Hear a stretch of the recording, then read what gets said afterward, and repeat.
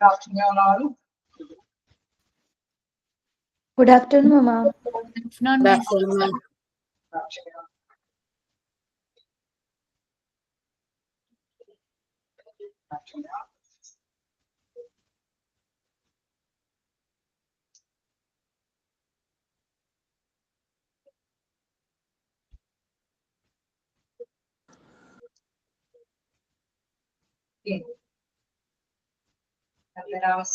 അറിയാം. നിങ്ങൾ ഈ പോർഷൻസ് എടുക്കുക. വെന്റിലേറ്ററും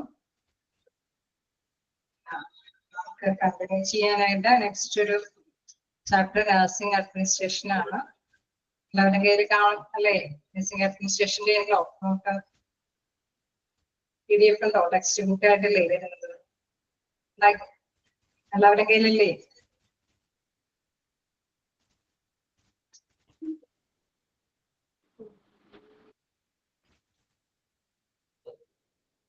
Nursing administration.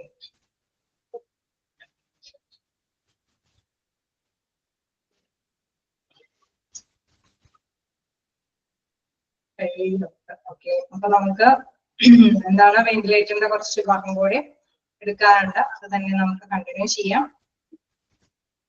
ഓക്കെ, കഴിഞ്ഞ മോക്ക് ടെസ്റ്റില് ഒരു ക്വസ്റ്റ്യൻ നിങ്ങൾക്ക് ഒരു ചെറിയ ഡൗട്ട് ഉണ്ടായി കാണാം.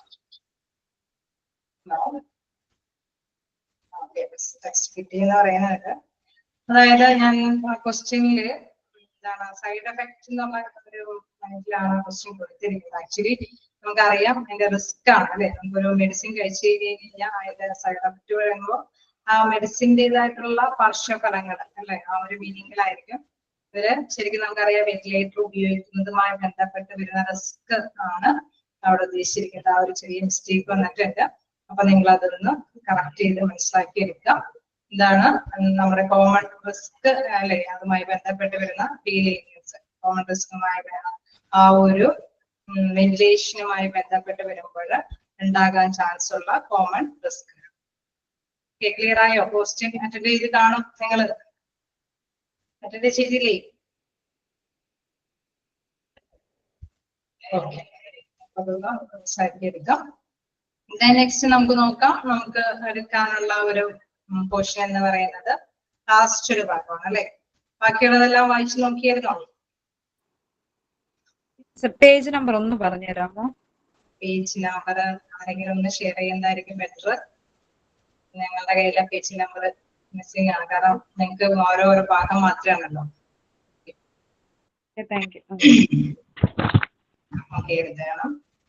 ഇപ്പൊ വെന്റിലേറ്ററിന്റെ ബാക്കി ഭാഗങ്ങൾ എല്ലാവരും വായിച്ചു കാണും അല്ലെ. എന്തെങ്കിലും ഡൗട്ടുകളുണ്ടോ?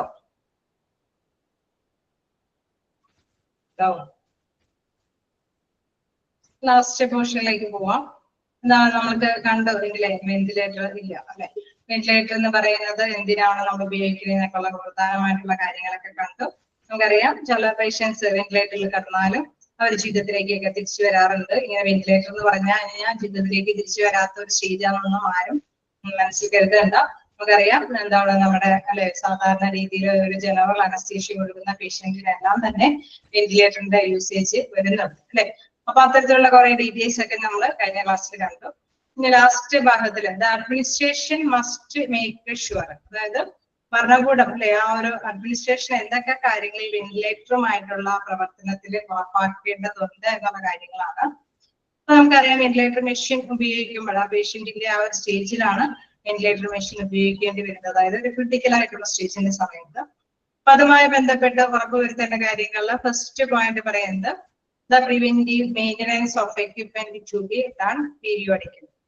നമുക്കറിയാം ഉപകരണങ്ങൾ അല്ലെ അത് ഇടയ്ക്കൊക്കെ കേടുവരാനൊക്കെയുള്ള സാധ്യതകളുള്ള സംഭവം തന്നെയാണ്. അപ്പൊ അതുകൊണ്ട് തന്നെ ആ ഒരു പ്രതിരോധത്തിന്റെ ഒരു അല്ലെ നമ്മൾ പ്രതിരോധ പരിപാലനം എന്ന ഒരു കൺസെപ്റ്റ് മനസ്സിലാക്കി തന്നെ എന്താണ് എക്യുപ്മെന്റ് പീരിയോഡിക്കലി നമ്മൾ അതിന്റെ മെയിൻ്റനൻസ് ഒക്കെ ക്ലിയർ ഔട്ട് ചെയ്യണം. എന്തെങ്കിലുമൊക്കെ തകരാറുകൾ ഉണ്ടെങ്കിൽ പരിഹരിക്കണം എന്നുള്ളത്. ഫസ്റ്റ് പോയിന്റ് അതാണ് പറയുന്നത് the preventive maintenance of equipment to be done periodically. Next എന്താണ് obtainability of well trained staff in care of patients in ventilator.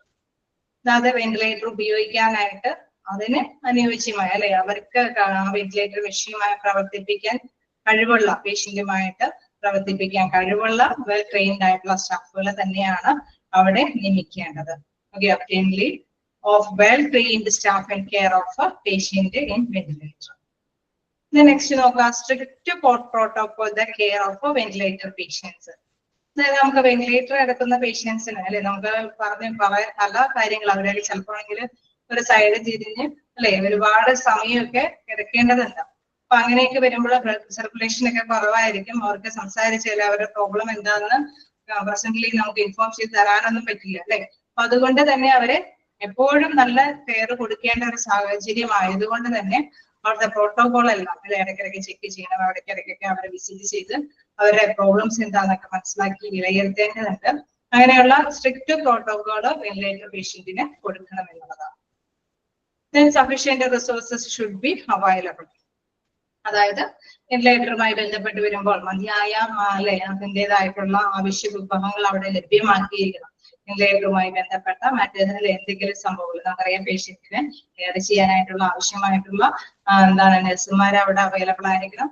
Ventilator ഉപയോഗിക്കുന്നതുമായി ബന്ധപ്പെട്ട സാഹചര്യങ്ങൾ സൗകര്യങ്ങൾ അവിടെ പ്രദാനം ചെയ്യണം. അങ്ങനെ സഫീഷ്യന്റ് ആയിട്ടുള്ള റിസോഴ്സസ് അതുമായി ബന്ധപ്പെട്ട് ലഭ്യമാക്കിയിരിക്കണം എന്നാണ്. ഇതെല്ലാം എന്താണ് അഡ്മിനിസ്ട്രേഷൻ അല്ലെ ആ ഒരു അഡ്മിനിസ്ട്രേഷൻ ലെവലിൽ ഉറപ്പ് വരുത്തേണ്ട കുറച്ച് ഘടകങ്ങൾ. ഓക്കെ, വായിച്ചു നോക്കാം.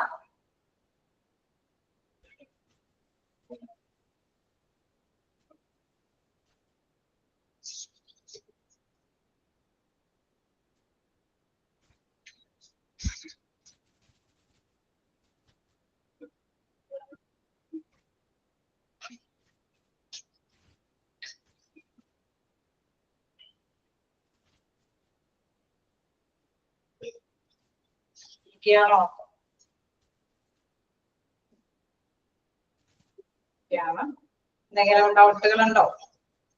കേൾക്കുന്ന ആ ഒരു ചാപ്റ്ററിൽ എവിടെയെങ്കിലും ഡൗട്ടുകൾ ഫീൽ ചെയ്യുന്നുണ്ടോ? നമ്മള് ആണ് നെക്സ്റ്റ് ചാപ്റ്ററിലേക്ക് കിടക്കാം. ക്ലിയർ ആണ് പറയുന്നത്. അപ്പൊ നമുക്ക് നെക്സ്റ്റ് ചാപ്റ്റർ നോക്കാം. ഓക്കെ, നഴ്സിംഗ് അഡ്മിനിസ്ട്രേഷൻ ആണ് നെക്സ്റ്റ് ചാപ്റ്റർ.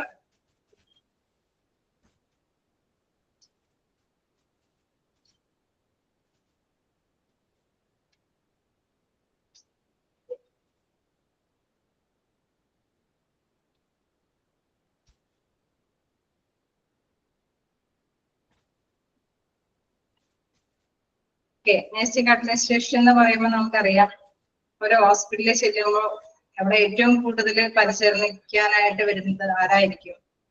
നമ്മൾ കാണുന്നത് ഹോസ്പിറ്റലിൽ ചെല്ലുമ്പോൾ ഏറ്റവും കൂടുതൽ കാണുന്നത് ടീച്ചേഴ്സ് ഒക്കെ ചോദിക്കുന്നുണ്ട്. പുതിയ ചാപ്റ്റർ ആയതുകൊണ്ട് ഷെയർ ചെയ്യുക. നഴ്സുമാരാണ് അല്ലെ ഏറ്റവും കൂടുതൽ അവിടെ രോഗികളെ പരിചരിക്കാനായിട്ടുള്ള വിഭാഗമാണ് നഴ്സുമാരായിട്ട് ഡ്യൂട്ടിയാണ്. വ്യത്യസ്ത തരത്തിലുള്ള പൊസിഷനുള്ള നഴ്സുമാരെ കാണാറുണ്ടോ? എല്ലാവരും ഒരേപോലത്തെ റാങ്ക് അല്ലെ? റാങ്ക് മീൻസ് പഠിപ്പിന്റെ റാങ്ക് അല്ല, വ്യത്യസ്ത പൊസിഷനുള്ളവരല്ലേ? ആണോ? അതെ. ഏതൊക്കെ നഴ്സിംഗ് പൊസിഷൻ ഉണ്ട്? നമ്മൾ കാണുന്ന സ്റ്റാഫ് നഴ്സ് മാത്രമാണോ? അസിസ്റ്റന്റ് സ്റ്റാഫുകളെ അസിസ്റ്റന്റ് ചെയ്യാനുള്ള അസിസ്റ്റന്റ് നഴ്സിനെ കാണും, സ്റ്റാഫ് നഴ്സിനെ കാണും. പിന്നെ ആരൊക്കെയാ കാണാറ്? സീനിയർ. ഓക്കെ, സീനിയർ, ജൂനിയർ, അങ്ങനെ അവർക്ക് ഒരു പ്രത്യേക സ്റ്റാറ്റസുകളുണ്ട്. എന്തൊക്കെയായിരിക്കും? ഹെഡ് നഴ്സ് ഉണ്ട്, സൂപ്പർവൈസർ അല്ലെ, സുപ്പീരിയർ ഉണ്ട്, നഴ്സിംഗ് ഡയറക്ടർ ഉണ്ട് അല്ലേ? അങ്ങനെയൊക്കെയുള്ളവരെ കാണാറില്ലേ? ഓക്കെ, അപ്പൊ വ്യത്യസ്ത പൊസിഷനിലുള്ള നഴ്സുമാരെ നമുക്ക് അവിടെ കാണാനായിട്ട് സാധിക്കും. നമുക്കറിയാം രോഗിയെ പരിചരിക്കുന്നത് സ്റ്റാഫ് നഴ്സും അതോടൊപ്പം തന്നെ എന്താ പറയുന്ന കിടന്ന് ചികിത്സിക്കുന്ന പേഷ്യന്റ് ഒക്കെ ആണെങ്കിൽ അവർ അസിസ്റ്റ് ചെയ്യാനുള്ള പാരാമെഡിക്കൽ സ്റ്റാഫുകളായിട്ടുള്ള അസിസ്റ്റന്റ് നഴ്സുമാരെല്ലാം അവിടെ ഉണ്ടാവും. തീർച്ചയായിട്ടും അവരെയായിരിക്കും എപ്പോഴും നമ്മൾ കാണുക. പക്ഷെ അവിടെ ഇത്തരം പൊസിഷനിലുള്ള കുറെ നഴ്സുമാരും അവിടെ ഡ്യൂട്ടി ചെയ്യുന്നത്. ഓക്കെ, അപ്പൊ നമുക്ക് നഴ്സിംഗ് അഡ്മിനിസ്ട്രേഷനിൽ നമുക്ക് എന്താ മനസ്സിലാക്കേണ്ട ഒരു കാര്യം എന്ന് വെച്ച് കഴിഞ്ഞാൽ ഈ ഒരു ആളുകളുടെ ഒരു കാര്യങ്ങൾ, ഈ ജോലിക്കാരെ, ഈ നഴ്സിംഗ് എന്ന പദവിയിൽ ഇരിക്കുന്ന വ്യക്തികളെല്ലാം കോർഡിനേറ്റ് ചെയ്യുകയും അവർക്ക് നിർദ്ദേശങ്ങളൊക്കെ പങ്കുവെച്ച് അവരെ ഡയറക്റ്റ് ചെയ്ത് കാര്യങ്ങളൊക്കെ ഏകോപിപ്പിച്ച് കൊണ്ടുപോകേണ്ട ഒരു പ്രോട്ടോകോൾ ഒക്കെ രൂപീകരിക്കുന്ന ഒരു മാനേജ്മെന്റ് ഉണ്ട്. അതാണ് നഴ്സിംഗ് അഡ്മിനിസ്ട്രേഷനിൽ വരുന്നത്. ഓക്കെ, അപ്പൊ അവിടെ എന്താണ് എല്ലാ തരത്തിലുള്ള നഴ്സുമാരും അവിടെ ഉണ്ടാവും അല്ലെ. നഴ്സിംഗ് അഡ്മിനിസ്ട്രേഷന്റെ ഉള്ളിലാണ് ഉൾക്കൊള്ളുന്നത്. അവർക്കറിയാം ആരാണ് ഡയറക്ടർ നിർദ്ദേശിക്കുന്നത് അനുസരിച്ചിട്ട് തന്നെ അതിന് കീഴിലുള്ള നഴ്സുമാര്, അതിന് കീഴിലുള്ള മറ്റ് സ്റ്റാഫുകൾ അല്ലെ, എല്ലാവരും തന്നെ പ്രോപ്പറായിട്ട് വർക്ക് ചെയ്യുമ്പോഴാണ് ഒരു ഓർഗനൈസേഷൻ, അതായത് ഹോസ്പിറ്റലില് നല്ല സേവനങ്ങൾ പേഷ്യൻസിന് ലഭ്യമാക്കാനായിട്ട് സാധിക്കും. ഓക്കെ, അപ്പൊ നമുക്ക് ഇനി എന്താണ് ചാപ്റ്ററിലേക്ക് കിടക്കാം. Okay, nursing is a profession that offers services which benefit the health and well-being of people. അതായത് നമ്മുടെ ജനങ്ങളുടെ അല്ലെ നല്ല ആരോഗ്യത്തിന് നല്ല ക്ഷേമത്തിനും വേണ്ടിയിട്ട് നല്ല സേവനങ്ങൾ വാഗ്ദാനം ചെയ്യുന്ന ഒരു തൊഴിലാണ് ശരിക്കും പറഞ്ഞെന്ന് പറയുന്നത് നഴ്സിംഗ് എന്ന് പറയുന്നത് അല്ലെ. നഴ്സിംഗ് എന്ന് പറയുന്ന ഒരു തൊഴിലാണ്. അവരെന്താണ് പ്രദാനം ചെയ്യുന്ന ഒരു സർവീസ് അല്ലെ. നമുക്ക് സർവീസ് ആണ്. ഹോസ്പിറ്റലിൽ പോയിട്ട് നമ്മൾ എന്തെങ്കിലും എന്തൊക്കെ പർച്ചേസ് ചെയ്യുന്നത് അവരുടെ സേവനമാണ് നേടിയെടുക്കുന്നത് അല്ലേ. സേവനമല്ലേ നമ്മൾ പർച്ചേസ് ചെയ്യുന്നത്. അപ്പൊ അത് എന്താ പറയാ, ആ സേവനം നമ്മൾ നേടിയെടുക്കാനായിട്ട് അല്ലെ, ആളുകളുടെ ആരോഗ്യത്തിനും ക്ഷേമത്തിനും വേണ്ടി പ്രവർത്തിക്കുന്ന അല്ലെ ഒരു കൂട്ടം ആളുകൾ, ആ പ്രൊഫഷൻ കൈകാര്യം ചെയ്യുന്ന വ്യക്തികളെയാണ് നമ്മൾ നഴ്സിംഗ് എന്ന് പറയുന്നത്. Nursing is A profession that offers services which benefit the health and wellbeing of people അല്ലെ. ജനങ്ങളുടെ നല്ല ക്ഷേമത്തിനും നല്ല ആരോഗ്യത്തിനും വേണ്ടിയിട്ട് പ്രവർത്തിക്കുന്ന സേവനങ്ങൾ അല്ലെ, അത് പ്രദാനം ചെയ്യുന്ന വ്യക്തികളാണ് നഴ്സുമാർ എന്ന് പറയുന്നത്. ഇനി നമുക്ക് നോക്കാം. Nursing administration is A leadership position in A specific health care environment. അപ്പൊ നഴ്സിംഗ് അഡ്മിനിസ്ട്രേഷൻ എന്ന് പറയുന്നത് എന്താണ്?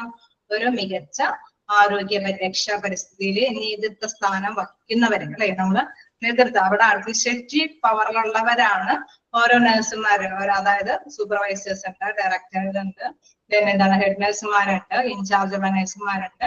അങ്ങനെ ആ പൊസിഷൻ അലങ്കരിക്കുന്ന നേതൃത്വ നിരയിലുള്ള വ്യക്തികൾ അവിടെ വർക്ക് ചെയ്യുന്നുണ്ട് അല്ലെ. അവരുടെ ഡയറക്ഷൻ അനുസരിച്ചിട്ട് തന്നെയാണ് സ്റ്റാഫ് നഴ്സുകളും അസിസ്റ്റന്റ് നഴ്സുകളൊക്കെ വർക്ക് ചെയ്യുന്നത് അല്ലെ. അപ്പൊ അതുകൊണ്ടാണ് പറയുന്നത് nursing administration is A leadership position in A specific health care environment. അപ്പൊ ഹെൽത്ത് കെയർ അല്ലെ, ആരോഗ്യ പരിരക്ഷാ പരിസ്ഥിതിയിൽ നേതൃത്വ സ്ഥാനം വഹിക്കുന്നവരെയാണ് നമ്മൾ എന്താ പറയുന്നത് നഴ്സിംഗ് അഡ്മിനിസ്ട്രേഷൻ എന്ന് പറയുന്നത്. ഓക്കെ, ക്ലിയർ ആയോ? നഴ്സുമാരെന്ന് പറയുന്നത് നല്ല സേവനം ചെയ്യുന്ന വ്യക്തികളാണ്. നഴ്സിംഗ് അഡ്മിനിസ്ട്രേഷൻ എന്ന് പറയുന്നത് നേതൃത്വ സ്ഥാനം വഹിക്കുന്നവരുടെ കൂട്ടമാണ്. ഓക്കെ, ക്ലിയർ അല്ലേ? നമുക്ക് നെക്സ്റ്റ് സെന്റൻസിലേക്ക് നോക്കാം. The definition of administration refers to the collection of people who are in charge of making and applying laws and norms for those in leadership position who come for important tasks such as staffing process. അതായത് first sentence നോക്കാം. The definition of administration refers എന്താണ് അത് refer ചെയ്യുന്നത്? To the collection of people who are in charge of making and applying laws and norms അല്ലെ. നമ്മുടെ ഭരണ നിർവഹണക്കാര് തീർച്ചയായിട്ടും നമുക്കറിയാം അവരെന്താണ്, അവര് നിയമങ്ങളും അല്ലെ മാനദണ്ഡങ്ങളൊക്കെ കൈകാര്യം ചെയ്യും. അവരായിരിക്കും നിയമങ്ങളൊക്കെ രൂപീകരിക്കുന്നത്. അത് ഫോളോ ചെയ്യാനായിട്ട് അവിടെയുള്ള ബാക്കി സ്റ്റാഫുകളും തയ്യാറാവേണ്ടതുണ്ട് ഇല്ലേ. എങ്ങനെ ഉണ്ടാവില്ലേ?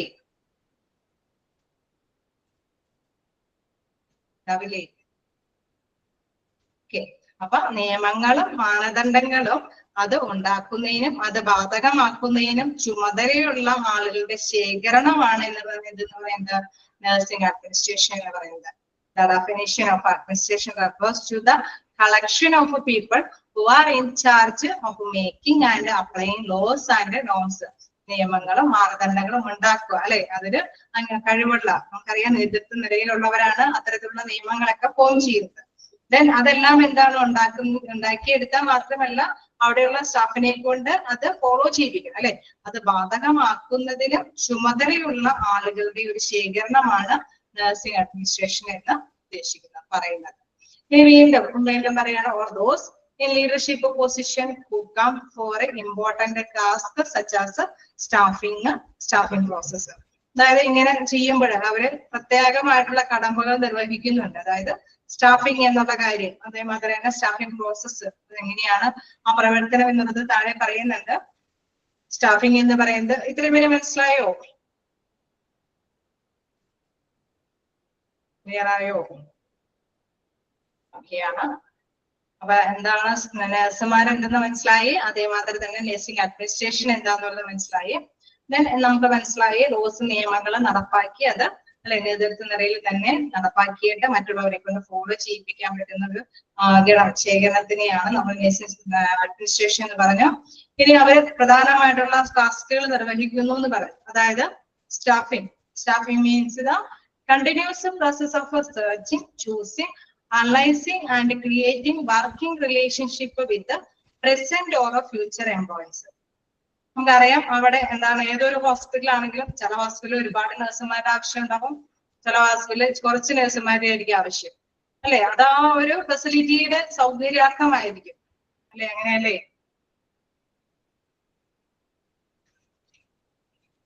അല്ലേ? ഓക്കെ, അപ്പൊ നോക്കാം എന്താണ് ഇതിൽ എടുത്ത് പറയുന്ന ഒരു കാര്യം. എന്താണ് means the continuous process of searching, choosing. അതായത് ഭാവിയിലുള്ള ആവശ്യമായിട്ടുള്ള എംപ്ലോയീസ് അല്ലെങ്കിൽ നിലവിലുള്ള ആവശ്യകതയായിട്ടുള്ള എംപ്ലോയീസ്. നമുക്കറിയാം ഏതൊരു സ്ഥാപനത്തിനും ഏതൊരു ഹോസ്പിറ്റലിനും അതിൻ്റെതായിട്ടുള്ള ആവശ്യത്തിനുള്ള സ്റ്റാഫ് അവിടെ വേണം. ഇൻ കേസ് അവിടെ ചിലപ്പോൾ സ്റ്റാഫുകളുടെ എന്തെങ്കിലും വിട്ടുപോകലോ എന്തെങ്കിലും ഉണ്ടെങ്കിൽ തന്നെ തീർച്ചയായിട്ടും അവരുടെ ഗ്യാപ്പ് ഫില്ല് ചെയ്യാനായിട്ടും നഴ്സുമാരുടെ ആവശ്യകത വരും അല്ലെ. അപ്പൊ അതാണ് പറയുന്നത് വിത്ത് പ്രസന്റ് ഓർ ഫ്യൂച്ചർ എംപ്ലോയി അല്ലെ. അപ്പൊ അങ്ങനെയുള്ള അല്ലെ നമ്മൾ നിലവിലുള്ള അല്ലെങ്കിൽ ഭാവിയിലേക്കുള്ള ജീവനക്കാരുമായിട്ട് ജോലി ബന്ധം തിരയുന്നതിന്, അവർക്ക് വേണ്ടിയിട്ടുള്ള ജോലി ബന്ധം തിരയുന്നതിനും തെരഞ്ഞെടുക്കുന്നതിന് അല്ലെ. ഇൻ കേസ് നമുക്കറിയാതെ സെർച്ചിങ് പറയുന്നത് ആരെയാണ് ഇവിടെ നമ്മൾക്ക് കണ്ടെത്തേണ്ടത് അല്ലെ. ആ കണ്ടെത്താനായിട്ട് നമുക്കറിയാം റിക്രൂട്ട്മെന്റും കാര്യങ്ങളൊക്കെ നടത്തേണ്ടതായിട്ട് വരും. ആപ്ലിക്കേഷൻസ് സ്വീകരിക്കും അല്ലെ. അതിൽ നിന്ന് നമ്മൾ എന്ത് ചെയ്യും? ചൂസ് ചെയ്യും, തെരഞ്ഞെടുക്കും അല്ലെ. നല്ല ക്വാളിഫൈഡ് ആയിട്ടുള്ള നല്ല സ്കിൽഡ് ആയിട്ടുള്ള എക്സ്പീരിയൻസ്ഡ് ആയിട്ടുള്ള പേഴ്സൺസിനെ കണ്ടെത്തും, ഉണ്ടാവില്ലേ?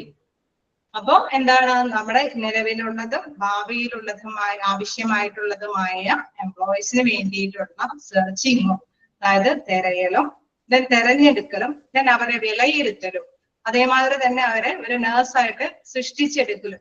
ഇത്തരത്തിലുള്ള ഒരു പ്രവർത്തനം തന്നെ ഒറ്റഘട്ടം കൊണ്ട് പൂർത്തിയാവുന്നില്ല അല്ലെ. ആപ്ലിക്കേഷൻസ് സ്വീകരിക്കുന്നു, അതിൽ നിന്ന് നല്ലവരെ കണ്ടെത്തുന്നു, ദെൻ എന്താണ് അവരെ അനലൈസ് ചെയ്യുന്നു, ഓരോരുത്തരെയും ഇന്റർവ്യൂ ഒക്കെ നടത്തി വിലയിരുത്തുന്നു, ദെൻ അവരെ ഒരു നേഴ്സായിട്ട് ട്രെയിനിങ് ഒക്കെ കൊടുത്ത് അപ്പോയിന്റ്മെന്റ് കൊടുക്കുന്നു. എന്ന് പറയുന്നത് ഒറ്റ പ്രവൃത്തിയാണോ? അങ്ങനെ ചെയ്യുക എന്നുള്ളത് ഒരൊറ്റ പ്രാവശ്യം കൊണ്ട് നടപ്പാക്കാൻ സാധിക്കുമോ? ഇല്ല അല്ലെ. അപ്പൊ അതൊരു കണ്ടിന്യൂസ് പ്രോസസ്സാണ്, തുടർച്ചയായിട്ടുള്ള ഒരു പ്രോസസ്സാണ്. അപ്പൊ സ്റ്റാഫിംഗ് എന്ന് പറയാം. അപ്പൊ ഈ അഡ്മിനിസ്ട്രേറ്റീവ് പവറിലുള്ളവരുടെ ഒരു ഡ്യൂട്ടി നമ്മൾ ആലോചിക്കുക. എന്താണ് അവരെന്താണ് നിലവിലുള്ളതും ഭാവിയിലുമുള്ളതുമായിട്ടുള്ള വർക്കേഴ്സിനെ സെർച്ച് ചെയ്യുന്നു, ദെൻ ചൂസ് ചെയ്യുന്നു, അനലൈസ് വിലയിരുത്തുന്നു, ആൻഡ് ക്രിയേറ്റ് സൃഷ്ടിക്കുന്നു അല്ലെ. ഇത്തരത്തിലുള്ള ഒരു തുടർച്ചയായിട്ടുള്ള പ്രവർത്തനത്തിനെയാണ് സ്റ്റാഫിംഗ് എന്ന് പറയുന്നത്. ഓക്കെ, അപ്പൊ സ്റ്റാഫിംഗ് എന്താന്ന് ക്ലിയർ ആയോ?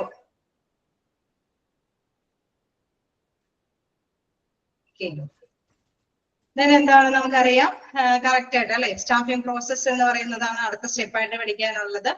Involves man power planning to have the right person. Okay, clear ആണെന്ന് വേണോ? കണ്ടിന്യൂ ചെയ്യാം. Involves man power planning to have the right person in the right position. നമുക്കറിയാം അവിടെ അല്ലെ ഒരു ഹോസ്പിറ്റലാകുമ്പോൾ ഒരുപാട് പേഷ്യൻസ് ഉണ്ട് അല്ലെ.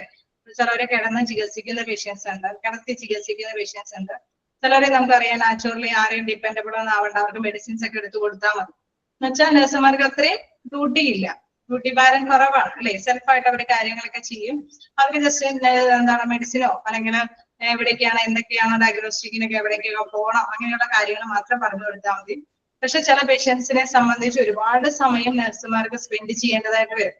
കാരണം കിടന്ന് ചികിത്സിക്കുന്ന പേഷ്യൻസ് അല്ലെങ്കിൽ നോർമലി ഫിറ്റ് അല്ലെങ്കിൽ അവരെ കൊണ്ടൊക്കെ മെഡിസിൻ എടുക്കുക അല്ലെങ്കിൽ അവരുടെ സാമ്പിൾസ് ഒക്കെ കളക്ട് ചെയ്യുക എന്ന് പറയുന്നതൊക്കെ ബുദ്ധിമുട്ടാണ് അല്ലേ. അങ്ങനെയുള്ള പേഴ്സൺസ് ഉണ്ടാവില്ലേ, പേഷ്യൻസ് ഉണ്ടാവില്ലേ. അപ്പൊ നമുക്കറിയാം ചിലയിടത്ത് നഴ്സുമാരുടെ ഡ്യൂട്ടി കുറവ് മതി അല്ലെ. ചിലയിടത്ത് കുറെ സമയം പേഷ്യൻസിന് വേണ്ടി ചെലവഴിക്കേണ്ടതായിട്ട് വരും. അപ്പൊ ചില ഭാഗങ്ങളിൽ എന്താണ് ചില നഴ്സുമാരുടെ ഡ്യൂട്ടി അല്ലെ കുറച്ച് കൂടുതൽ അംഗങ്ങളെ നിയോഗിക്കേണ്ടതായിട്ട് വരും. പക്ഷെ ചില ഭാഗങ്ങളിലൊക്കെ കുറച്ച് നഴ്സുമാരുടെ ഡ്യൂട്ടിയെ ആവശ്യമായിട്ടുണ്ടാവുള്ളൂ. ഇങ്ങനെ ഉണ്ടാവില്ലേ? ഉണ്ടാവില്ലേ? ശരിയല്ലേ? ഓക്കെ, അപ്പൊ നമുക്ക് നോക്കാം. സ്റ്റാഫിംഗ് എന്ന പ്രോസസ്സിലേക്ക് നോക്കുമ്പോൾ നമുക്ക് നോക്കാം involve man power planning to have the right person in the right position. അവിടെയുള്ള ഓരോ നഴ്സുമാരെയും റൈറ്റ് ആയിട്ടുള്ള സ്ഥലത്ത് അല്ലെ കൃത്യമായിട്ടുള്ള സ്ഥലത്ത് കൃത്യമായിട്ട് തന്നെ നിയോഗിക്കണം അല്ലെ. കൂടുതൽ ചെലവഴിക്കേണ്ട നഴ്സുമാർ, പാരാമെഡിക്കൽ സ്റ്റാഫുകളൊക്കെ കൂടുതൽ വേണ്ടി വരുന്ന ചില പ്ലേസുകളുണ്ട് അല്ലെ. കിടന്ന് ചികിത്സിക്കുന്ന പേഷ്യന്റ് ആണെങ്കിൽ അവർക്ക് അസിസ്റ്റന്റ് നഴ്സുമാരുടെ സേവനം കൂടുതലായിട്ട് വരും, ഉണ്ടാവില്ലേ? അപ്പൊ ഇത്തരത്തിലുള്ള മാൻ പവർ പ്ലാനിങ് ഓക്കെ ഉണ്ടാവില്ലേ? അപ്പൊ നമുക്ക് മനസ്സിലാക്കാം എന്താണ് ഇൻവോൾവ്സ് മാൻ പവർ പ്ലാനിങ് അല്ലെ. മാൻ പവറിന്റെ ആ മനുഷ്യ ശക്തിയുടെ ആവശ്യകതയെ കുറിച്ചിട്ട് ഒരു ആസൂത്രണം വേണം. കാരണം to have the right persons, ചില ഭാഗങ്ങളിലൊക്കെ ചില ഡ്യൂട്ടി പേഴ്സൺസിനായിരിക്കും അല്ലെ കുറച്ച് അസിസ്റ്റന്റ് പേഴ്സൺസിന് വർക്ക് ചെയ്യേണ്ടടുത്ത് അവിടെ അസിസ്റ്റൻസിന് തന്നെ അവിടെ കൈകാര്യം ചെയ്യേണ്ടതൊക്കെ ആയിട്ട് വരും അല്ലെ. ഞാൻ എക്സാമ്പിൾ പറഞ്ഞതേ ഉള്ളൂ. എന്താണ് involves man power planning to have the right person in the right position. Correct ആയിട്ടുള്ള പ്ലേസിൽ കറക്റ്റ് പേഴ്സണെ നിയമിക്കണമെങ്കിൽ അതനുസരിച്ചിട്ടുള്ള പ്ലാനിങ് അവിടെ ആവശ്യമാണ്. അതായത് അതാണ് സ്റ്റാഫിംഗ് പ്രോസസ് എന്ന് പറയുന്നത്. That means staffing process consist of identifying the type and amount of nursing care needed by the patient and selecting and appointing personnel from the obtainable applications. അതായത് നമുക്ക് പലതരത്തിലുള്ള നഴ്സുമാരുടെ ആവശ്യകത ഉണ്ടാവും.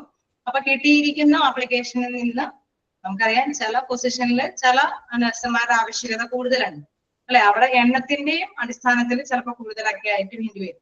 അപ്പൊ എത്രത്തോളം അല്ലെ നമുക്കറിയാം അപ്പോയിന്റ്മെന്റ് കൊടുക്കേണ്ടത് കിട്ടിയിരിക്കുന്ന ആപ്ലിക്കേഷന് നന്നായിട്ട് തന്നെ വിശകലനം ചെയ്തിട്ട് അതിൽ നിന്ന് സെലക്ട് ചെയ്തതിന് ശേഷം അല്ലെ ഏത് തരത്തിലുള്ള പേഷ്യൻസ് ആണ് ഇവിടെ കൂടുതൽ വരുന്നത്, അവർക്ക് മതിയായ ഏത് തരത്തിലുള്ള സ്റ്റാഫുകളെയാണ് നമ്മൾ അപ്പോയിന്റ്മെന്റ് ചെയ്യേണ്ടത്, അത് ഐഡന്റിഫൈ ചെയ്യണം അല്ലെ. അത് തിരിച്ചറിഞ്ഞിട്ട് അതിനനുസരിച്ചിട്ടുള്ള സെലക്ഷൻ നടത്തുന്ന ഒരു പ്രോസസ്സാണ് സ്റ്റാഫിംഗ് പ്രോസസ് എന്ന് പറയുന്നത്.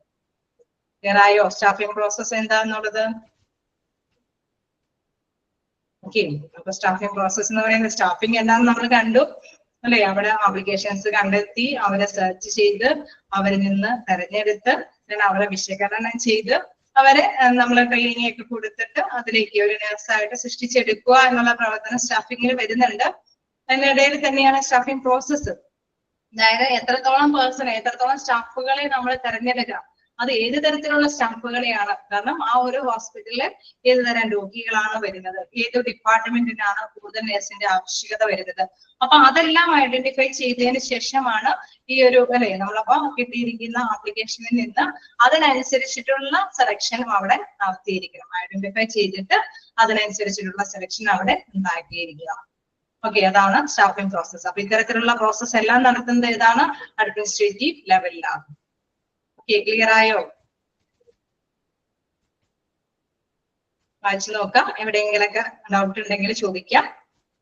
ഓക്കെ, ഇൻട്രൊഡക്ഷൻ ജസ്റ്റ് വായിച്ചു നോക്കാം.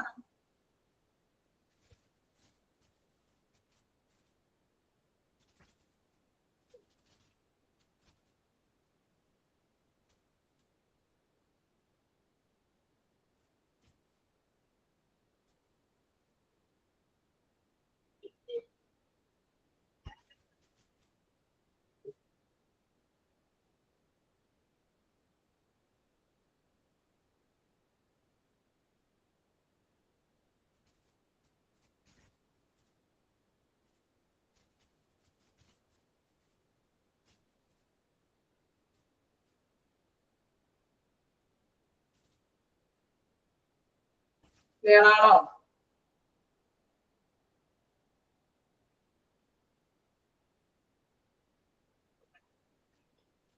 ഇതൊക്കെ ചിലപ്പോഴൊക്കെ ഇത് പ്രോസസ്സാണ്, വൺ ടൈം പ്രോസസ് ആണോ അങ്ങനെയൊക്കെയുള്ള ചോദ്യങ്ങൾ ഉണ്ടാവാറുണ്ട്. അപ്പൊ കണ്ടിന്യൂസ് പ്രോസസ് ആണ് നമ്മൾ നടത്തുന്നത് അല്ലെ.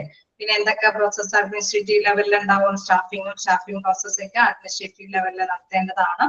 പിന്നെ അതേമാതിരി തന്നെ നഴ്സിംഗ് അഡ്മിനിസ്ട്രേഷൻ എന്ന് പറയുന്നത് ലീഡർഷിപ്പ് പൊസിഷൻ ആണ് അല്ലെ. അവര് നിർവഹിക്കുന്നത് നേതൃത്വ നിലയിലുള്ള പൊസിഷനാണ് അവർ നിർവഹിക്കുന്നത്.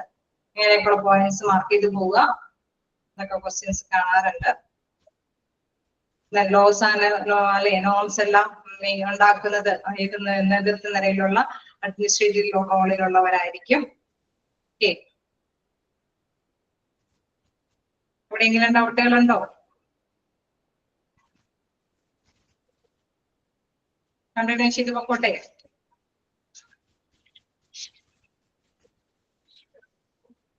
ഓക്കെ, അപ്പൊ നമ്മള് കണ്ടു എന്താണ് അഡ്മിനിസ്ട്രേറ്റീവ് ലെവലിലുള്ളവരുടെ കാര്യം എന്നൊക്കെ കണ്ടു. ഇനി എന്താണ് staffing is A logical operation that consist of many independent actions. അപ്പൊ നമ്മൾ കണ്ടു എന്താണ് അതൊരു കണ്ടിന്യൂസ് പ്രോസസ് ആണ് അല്ലെ. അപ്പൊ അതിൽ പ്രധാനമായിട്ടും പറയുന്ന യുക്തിപരമായിട്ടുള്ള തീരുമാനങ്ങളാണ് അവിടെ നടക്കുന്നത്. നമ്മൾ കണ്ടു എത്രത്തോളം പേഷ്യന്റിന്റെ ആ പേഷ്യൻസിനെ അനുസരിച്ചിട്ട് തന്നെയുള്ള നഴ്സുമാരെയൊക്കെ അവരെ ആപ്ലിക്കേഷനിൽ നിന്ന് സെലക്ട് ചെയ്യണം അല്ലെ. അപ്പൊ അതൊരു യുക്തിപരമായിട്ടുള്ള പ്രവർത്തനമാണ് അവിടെ നടക്കുന്നത്. അതിന്റെ കൂടെ തന്നെ ഇൻഡിപെൻഡന്റ് ആയിട്ടുള്ള പല അതിനെ ഡിപ്പെൻഡ് ചെയ്യുന്ന അല്ലെങ്കിൽ ഡിപ്പെൻഡ് ചെയ്യുന്ന പല പ്രവർത്തനങ്ങളും അതിന്റെ കൂട്ടത്തിലുണ്ട്. അപ്പൊ അതുകൊണ്ട് പോയിന്റ് വൈസ് ആയിട്ട് രണ്ടെണ്ണം കൊടുക്കുന്നു. എന്താണ് ഫസ്റ്റ് വൺ പറയുന്നത്?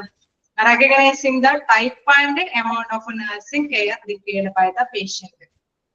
അതായത് നമുക്കറിയാം രോഗികൾക്ക് ആവശ്യമായിട്ടുള്ള നഴ്സിംഗ് പരിചരണത്തിന്റെ അല്ലെ അത് തരംതിരിക്കണം. എത്രത്തോളം പേഷ്യൻസ് നമ്മൾ ഏതൊരു പ്ലേസിലും ഹോസ്പിറ്റലിൽ സിറ്റുവേറ്റ് ചെയ്യുമ്പോൾ അവിടെ വരുന്ന രോഗികളെയും കൂടി കൺസിഡർ ചെയ്യണം അല്ലെ. ഏത് തരത്തിലുള്ള രോഗികളാണ് അല്ലെ. അപ്പൊ രോഗികൾക്ക് ആവശ്യമായിട്ടുള്ള നഴ്സിംഗ് പരിചരണം അതിന്റെ തരവും അളവും എത്രത്തോളം ഉണ്ട് എന്ന് തീരുമാനിക്കണം അല്ലെ. അത് കണ്ടെത്തേണ്ടതുണ്ട്. അതാണ് പറയുന്നത് recognizing the type and amount of nursing care required by the patient. അതിന്റെ തരവും അല്ലെ അതിന്റെ അളവും തിരിച്ചറിയേണ്ടതുണ്ട്. Then selecting the appointing employee from available applicants. അതിനുശേഷമാണ് കിട്ടിയിരിക്കുന്ന ആപ്ലിക്കേഷനിൽ നിന്ന് മതിയായ ആൾക്കാരെ സെലക്ട് ചെയ്യുന്നത്. ഓക്കെ, ഞാൻ നേരത്തെ പറഞ്ഞു അല്ലെ ഒരുപാട് കിടപ്പ് രോഗികളെ അസിസ്റ്റന്റ് ചെയ്യേണ്ട നഴ്സുകളുടെ ആവശ്യകത ഇല്ല എങ്കിൽ ഒരു ക്ലിനിക്കും സംഭവങ്ങളൊക്കെ ആവുമ്പോൾ നമുക്കറിയാം അതിന്റെ പൊസിഷനിൽ അനുസരിച്ചിട്ടുള്ള നഴ്സുമാരെ അവിടെ ആവശ്യമുണ്ട് അല്ലെ. അതേസമയം കുറച്ച് വലിയൊരു ഹോസ്പിറ്റലൊക്കെ ആവുമ്പോൾ എത്രത്തോളം വർക്കേഴ്സ് വേണം അതിനനുസരിച്ചിട്ടുള്ള നിലയിലുള്ള തീരുമാനങ്ങൾ എടുക്കും. അപ്പൊ അവിടെ വരുന്ന പേഷ്യൻസിന്റെ ആ ഒരു അളവും അതിൻ്റെതായിട്ടുള്ള ഏത് രീതിയിലുള്ള പേഷ്യൻസ് ആണെന്നും കൂടി മനസ്സിലാക്കിയിട്ടാണ് ഇത്തരത്തിലുള്ള ആപ്ലിക്കേഷനിൽ നിന്ന് എത്രത്തോളം പേരെ സെലക്ട് ചെയ്യേണ്ടത്, അത് ഏത് തരത്തിലുള്ള നഴ്സുമാരെയാണെന്നൊക്കെ നമ്മൾ മനസ്സിലാക്കി സെലക്ട് ചെയ്യുന്നത്. നെക്സ്റ്റ് അപ്പൊ രണ്ട് പോയിന്റ് കണ്ടെത്തി. ഒന്ന് എന്താണ് type and amount of nursing care required by the patient. Then second one selecting the appointing employees from available applicants. കഴിഞ്ഞ പോയിന്റിൽ പറഞ്ഞത് തന്നെയാണ്. ക്ലിയർ അല്ലേ?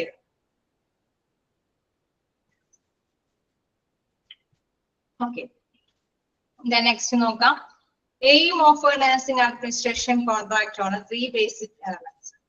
അതായത് നമുക്ക് അറിയാം ഈ ഒരു നഴ്സിംഗ് എന്ന് പറയുമ്പോഴല്ലേ നല്ല കൃത്യമായിട്ടുള്ള സേവനം കിട്ടുകയാണെങ്കിൽ മാത്രമാണ് പേഷ്യൻസ് ഒക്കെ ഹോസ്പിറ്റലിലേക്ക് വീണ്ടും വീണ്ടും പോകുള്ളൂ അല്ലെ. അങ്ങനെയല്ലേ? നല്ല സേവനമാണ്, അവരെ പരിചരണം നല്ലതാണ്, അങ്ങനെയാണെങ്കിൽ മാത്രമേ വീണ്ടും വീണ്ടും പോകുള്ളൂ അല്ലെ. അപ്പൊ തീർച്ചയായിട്ടും അവിടെ പ്രധാനപ്പെട്ട 3 ബേസിക് എലമെന്റ്സുകളുണ്ട്. എന്താണ് എയിം നഴ്സിംഗ് അഡ്മിനിസ്ട്രേഷനുമായി ബന്ധപ്പെട്ടുള്ള പ്രധാന എലമെന്റ്സിൽ പറയുന്നത് ഫസ്റ്റ് പോയിന്റ് നോക്കാം. High quality of nursing care services. അതായത് നല്ല ഉയർന്ന നിലവാരത്തിലുള്ള നഴ്സിംഗ് അല്ലെ സർവീസുകൾ അത് പ്രൊവൈഡ് ചെയ്യാനായിട്ട് സേവനത്തിന്റെ ഉയർന്ന നിലവാരം അത് പ്രധാനപ്പെട്ട ഒരു എലമെന്റ് ആണ്.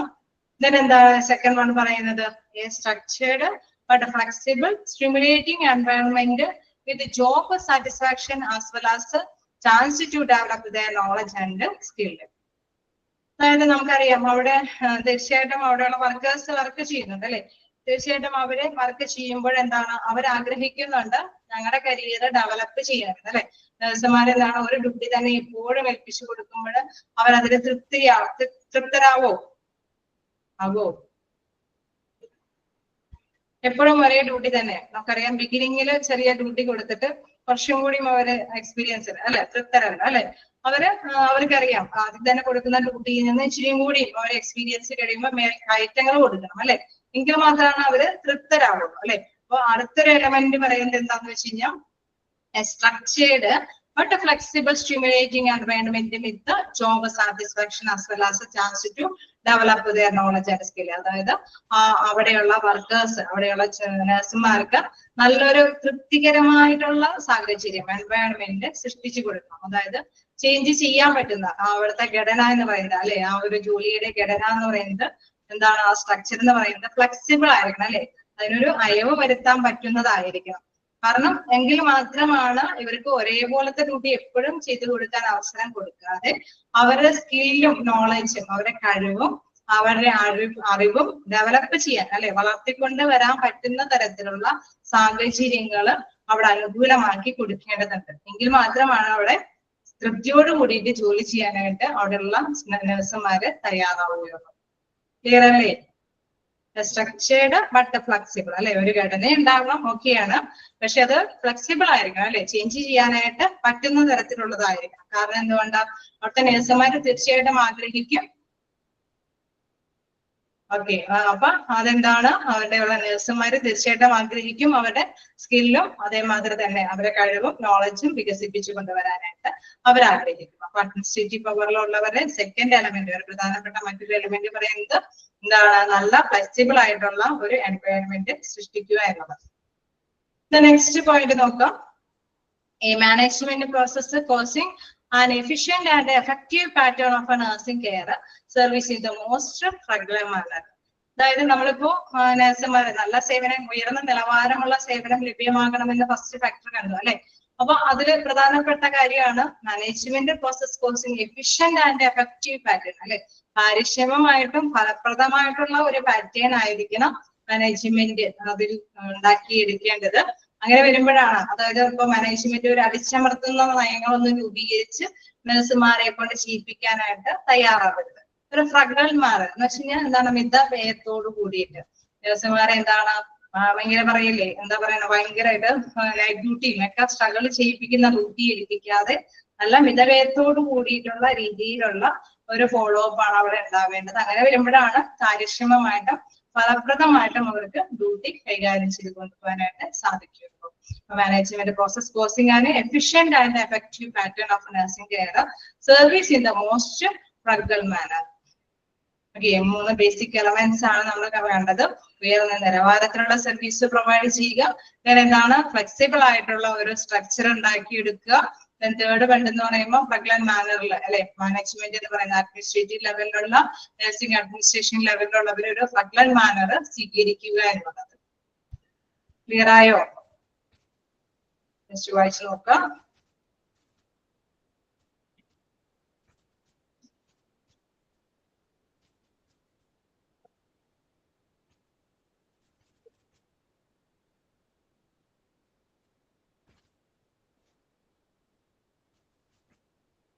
വായിക്കേണ്ടവര് വേഗം വായിച്ചു നോക്കാട്ട.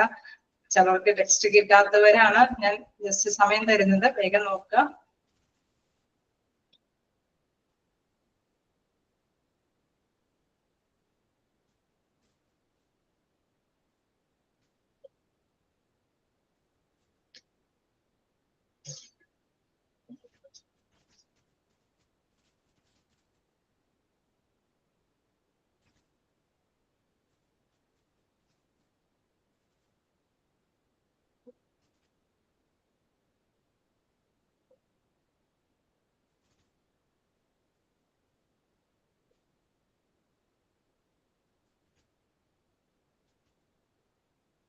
ഓക്കെയാണോ? എന്റെ പോയിന്റ് കൂടി ഇമ്പോർട്ടന്റ് എലമെന്റ്സ് ഓഫ് സ്റ്റാഫിംഗ് എടുക്കട്ടെ.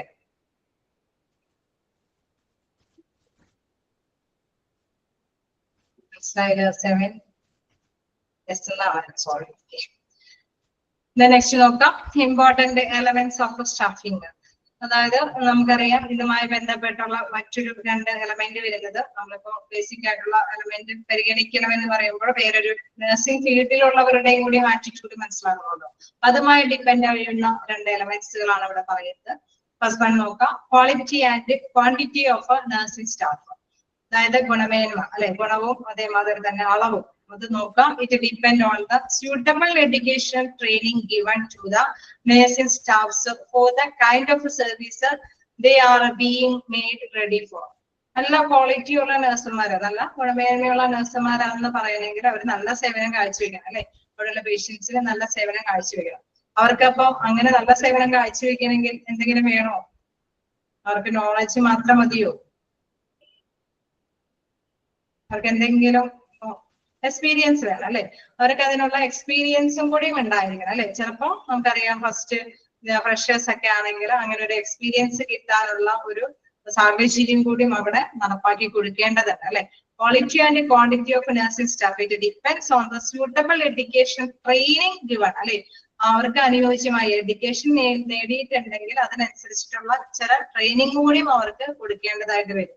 To the nurse staff for the kind of service. നമുക്കറിയാം എല്ലാ ഫ്രഷേഴ്സ് ആവുമ്പോൾ നമ്മൾ ഏൽപ്പിച്ചിരിക്കുന്ന അല്ലെ നഴ്സുമാർക്ക് വിവിധ ഡ്യൂട്ടികളാണ് അല്ലെ. ഓപ്പറേഷൻ തിയേറ്ററിൽ കയറുന്നവരുണ്ട്, ഐസിയുവിൽ കയറുന്നവരുണ്ട്, പിന്നെ എന്താ കാഷ്വാലിറ്റിയിൽ പല അല്ലെ നമുക്കറിയാം വാർഡിൽ സേവനം ചെയ്യുന്നവരുണ്ട്, ലേബർ റൂമിൽ സേവനം ചെയ്യുന്നവരുണ്ട്, അങ്ങനെ വിവിധ ഡിപ്പാർട്ട്മെന്റിൽ സേവനം ചെയ്യുന്ന നഴ്സുമാരുണ്ട്.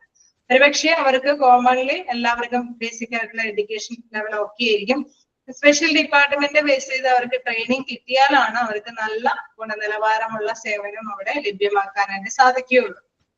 ശരിയാണോ? അപ്പോ നമ്മൾക്കറിയാം അതിനനുസൃതമായിട്ടുള്ള ഒരു ട്രെയിനിങ് ചിലപ്പോൾ അവർക്ക് പ്രൊവൈഡ് ചെയ്യേണ്ടതായിട്ട് വരും. അതാണ് ഫസ്റ്റ് പോയിന്റ് പറയുന്നത്. എന്താണ്? Education training given to the nursing staff. Next നോക്കാം, യൂട്ടിലൈസേഷൻ. എന്താണ്? ഉപയോഗം അല്ലെ. നമ്മൾ മാക്സിമം യൂട്ടിലൈസ് ചെയ്യുന്ന വെച്ചാൽ മാക്സിമം നന്നായിട്ട് ഉപയോഗിച്ചു എന്നുള്ളത് അല്ലെ. The nursing staffs must be allotted work in such a way that the knowledge and skills acquired the best use for the purpose they were imparted or trained.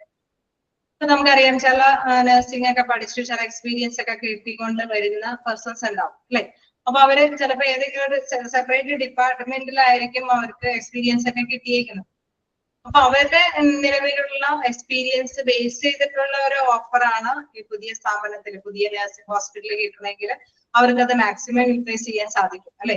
അതാണ് പറയുന്നത്. Actually ഇവർക്ക് ഉള്ള നോളജ് സ്കില്ല് അവര് നേടിയതിനോടൊപ്പം തന്നെയുള്ള രീതിയിലുള്ള ജോലി അവർക്ക് provide ചെയ്യാൻ പറ്റുകയാണെങ്കിൽ തീർച്ചയായിട്ടും അവർക്ക് അവരുടെ സർവീസ് മാക്സിമം ഉപയോഗപ്രദമാക്കാനായിട്ട് സാധിക്കും. The nursing staff must be allotted work in such a way that the knowledge skills acquired are best used അല്ലെ. അവര് എത്രത്തോളം നോളജ് സ്കില്ലോ അല്ലെങ്കിൽ എക്സ്പീരിയൻസ് നേടിയിട്ടുണ്ടോ അത് മാക്സിമം യൂസ് ചെയ്യാൻ പറ്റുന്ന തരത്തിലുള്ള വർക്ക് അവർക്ക് അലോട്ട് ചെയ്ത് കൊടുത്താൽ തീർച്ചയായിട്ടും എന്താണ് അവർക്ക് നല്ലൊരു ട്രെയിനിങ്ങും അതേപോലെ തന്നെ എക്സ്പീരിയൻസ് ഒക്കെ ഉണ്ട്. അപ്പൊ അവർക്ക് അത് മാക്സിമം ഉപയോഗപ്രദമാക്കാനായിട്ട് സാധിക്കും എന്നുള്ളതാണ്. ഓക്കെ, ക്ലിയർ ആയോ?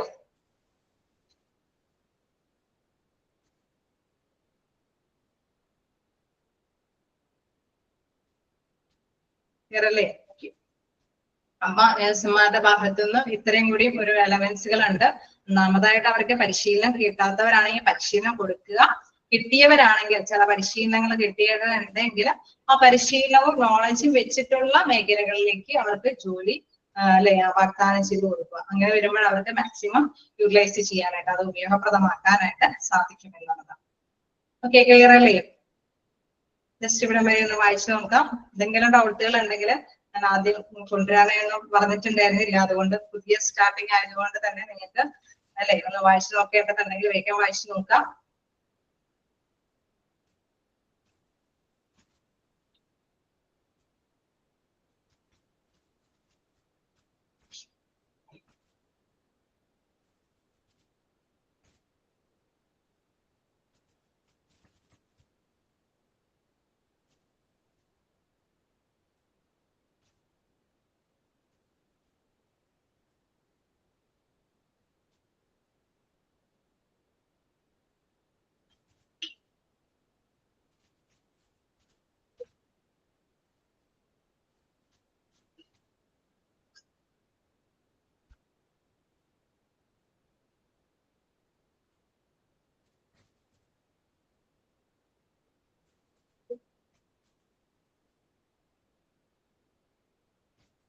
ാണോ? കണ്ടിന്യൂ ചെയ്ത് പോകട്ടെ.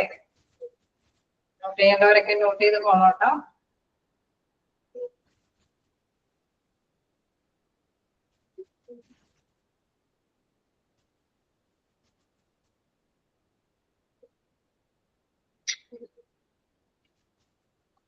ചെറിയ ഭാഗം കൂടി എടുക്കാം അല്ലെ. സിസ്റ്റം ഓഫ് സ്റ്റാഫിംഗ് സമയമുണ്ടല്ലോ.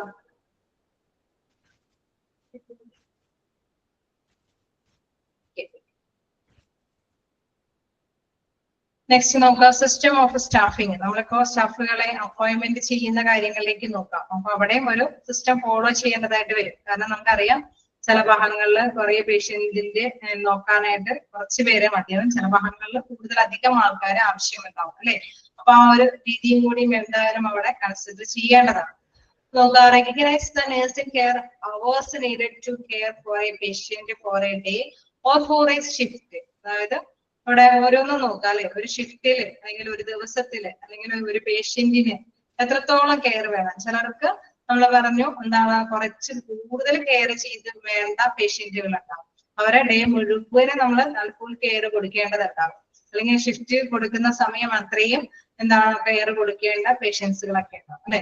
അപ്പൊ അത് നമ്മൾ ശരിക്കും പറഞ്ഞു കഴിഞ്ഞാൽ അത് വിലയിരുത്തണം അല്ലെ. അത് നിർണ്ണയിക്കണം. Recognize the nursing care hours needed to care for a patient. ഒരു പേഷ്യന്റിന് എത്ര മണിക്കൂർ ചെലവഴിക്കേണ്ടി വരും ഒരു ദിവസത്തിൽ അല്ലെങ്കിൽ ഷിഫ്റ്റില്, അതൊക്കെ എത്രത്തോളം സമയം ആ ഒരു രോഗിക്ക് വേണ്ടിയിട്ട് ചെലവഴിക്കണമെന്ന് റെക്കഗ്നൈസ് ചെയ്യണം. Staffing release on capacity of hospital, standards provided, number of beds and different treatment services. നമുക്കറിയാം എല്ലാ പേഷ്യന്റിനും, ഇപ്പൊ പേഷ്യന്റ് കുറച്ച് ചെറിയൊരു ഹോസ്പിറ്റലാണ്, അപ്പൊ പേഷ്യന്റുകൾ വരുന്നതനുസരിച്ചിട്ട് ചിലപ്പോൾ ഡോക്ടേഴ്സ് പറയും അല്ലെ, അവിടെയുള്ള സ്റ്റാഫ് പറയും ഇവിടെ ആവശ്യമായിട്ടുള്ള ബെഡ് സൗകര്യമില്ല, അല്ലെങ്കിൽ ഇതിനാവശ്യമായിട്ടുള്ള ട്രീറ്റ്മെന്റ് ചെയ്യാനുള്ള സൗകര്യങ്ങളില്ല. അങ്ങനെ പറഞ്ഞ് വിട്ടയക്കാറില്ലേ? ഉണ്ടാവില്ലേ? ഏത് പേഷ്യന്റ് വന്നാലും എല്ലാ ഹോസ്പിറ്റലുകാരും സ്വീകരിക്കുവോ? ഇല്ല. കാരണം നമുക്കറിയാം ഹോസ്പിറ്റലിന്റെ കപ്പാസിറ്റി, അവരുടെ സ്റ്റാൻഡേർഡ്, എന്ത് സംഭവമാണ് പ്രൊവൈഡ് ചെയ്യാനായിട്ട് പറ്റുന്നത് അതനുസരിച്ചിട്ട് മാത്രമേ പേഷ്യന്റിനെ അവര് സ്വീകരിക്കുള്ളൂ അല്ലെ. അപ്പൊ നമുക്ക് ഒരു കാര്യം മനസ്സിലാക്കുക, ഒരു പേഷ്യന്റിന് എത്രത്തോളം സമയം ചെലവഴിക്കേണ്ടി വരും, അല്ലെങ്കിൽ ഒരു ദിവസം ഒരു ഷിഫ്റ്റില് ഒരു പേഷ്യന്റിന് എത്രത്തോളം സമയം ഒരു നഴ്സ് ചെലവഴിക്കേണ്ടി വരും എന്ന് ആദ്യം ഗസ് ചെയ്യാം, മനസ്സിലാക്കിയെടുക്കാം. Staffing relies on capacity of hospital. നമ്മൾ ഈ സ്റ്റാഫിംഗ് നമ്മൾ ഇങ്ങനെ കൊടുക്കുമ്പോൾ എന്താണ് ഹോസ്പിറ്റലിന്റെ കപ്പാസിറ്റി, സ്റ്റാൻഡേർഡ് പ്രൊവൈഡ് അല്ലെങ്കിൽ നമ്പർ ഓഫ് ബെഡ്സ്, ഇത്രത്തോളം പേഷ്യന്റിന് അഡ്മിഷൻ ഉള്ള പേഷ്യന്റിന് ഇത്ര, പേഷ്യന്റിന് ഇത്ര നഴ്സ് അല്ലെ. അങ്ങനെയല്ലേ നമ്മൾ തീരുമാനം എടുക്കാം. അങ്ങനെയല്ലേ നമ്മൾ ഹോസ്പിറ്റലിലൊക്കെ ചെല്ലുമ്പോൾ കാണാം ഈ വാർഡിലുള്ള പേഷ്യന്റിനെയൊക്കെ പരിചരിക്കാനായിട്ട് പല അല്ലെ 1-2 സ്റ്റാഫുകൾ അവിടെ ഉണ്ടാവും. then അവരുടെ ഷിഫ്റ്റ് ചെയ്യുമ്പോഴേക്കും അവിടുത്തെ സ്റ്റാഫുകൾ അവിടെ വന്ന് അവരുടെ വർക്ക് സ്റ്റാർട്ട് ചെയ്യും അല്ലെ. അപ്പൊ ഇത്തരം പേഷ്യന്റിനെ പരിചരിക്കാനായിട്ട് ഇത്തരം നഴ്സുമാര്, അത് ചിലര് അത് എങ്ങനെയാ മനസ്സിലാക്കുക, ചില പേഷ്യൻസിന് ഫുൾ ടൈം ചിലപ്പോൾ എന്താണ് പരിചരിക്കേണ്ട ആവശ്യം ഉണ്ടാകും, ചില പേഷ്യന്റിന് അങ്ങനെ ഫുൾ ടൈം പരിചരിക്കേണ്ടെന്ന ആവശ്യം ഉണ്ടാവില്ല. അപ്പൊ ഹോസ്പിറ്റലിന്റെ കപ്പാസിറ്റിയും അവിടുത്തെ പ്രൊവൈഡ് ചെയ്യുന്ന സാഹചര്യങ്ങളും അതെല്ലാം കൺസിഡർ ചെയ്യണം. ഒപ്പം തന്നെ ഓരോ രോഗിക്കും എത്രത്തോളം സമയം ചെലവഴിക്കേണ്ടി വരുന്നു എന്നുള്ളതൊക്കെ കൺസിഡർ ചെയ്യണം അല്ലെ. In anticipating nursing workload, a manager must calculate not only the total number of patients to be cared for, but also the proportion in each category: self-care, minimal care, full care, intensive care, because the care needs differ from a category to another. അതായത് management ഒരിക്കലും ആലോചിക്കരുത് ഇത് എന്താണ് ഇത്ര പേഷ്യന്റിന് ഇത്ര nurse, അടുത്ത ഇത്ര പേഷ്യന്റിന് ഇത്ര nurse, അങ്ങനെ ഒരിക്കലും ചിന്തിക്കാൻ പാടില്ല. കാരണം എന്തുകൊണ്ടാ, പേഷ്യന്റുകളെല്ലാം വ്യത്യസ്ത നേച്ചറുള്ളവരാണ് അല്ലെ. ചിലര് സെൽഫ് കെയർ ആയിട്ട് കൈകാര്യം ചെയ്യാനായിട്ട് അവർക്ക് ചില കാര്യങ്ങൾ മാത്രം നിർദ്ദേശിച്ചു കൊടുത്താൽ മതി. ചിലർക്ക് മിനിമം കെയർ കൊടുക്കാം അല്ലെ, ഫുൾ കെയർ അല്ലെ. അവർക്ക് ഫുൾ കെയർ കൊടുക്കുന്ന കിടന്ന ചികിത്സയുള്ള പേഷ്യൻസ് ഒക്കെ ഉണ്ടാവും. അപ്പൊ അവർക്ക് കൂടുതൽ നഴ്സിന്റെ സേവനം സപ്പോർട്ടീവ് ആവശ്യമുണ്ടാവും. ഇന്റൻസീവ് കെയറിലുള്ള പേഷ്യൻസ് ഉണ്ടാവും. അപ്പൊ അവർക്ക് മോണിറ്ററിങ് അല്ലെ മെഷീന്റെ ഒക്കെ സഹായത്തോട് കൂടിയിട്ടൊക്കെ ആയിരിക്കും അതൊക്കെ എപ്പോഴും വാലുവേറ്റ് ചെയ്യേണ്ടതൊക്കെ ഉണ്ട്. അപ്പൊ അതെല്ലാം മനസ്സിലാക്കിയിട്ട് മാത്രമാണ് മാനേജ്മെന്റ് നഴ്സുമാരെ പ്രൊപ്പോർഷനേറ്റ് ചെയ്ത് കൊടുക്കാനായിട്ട് പാടുള്ളൂ എന്ന്. ഓക്കെ, ക്ലിയർ ആണോ?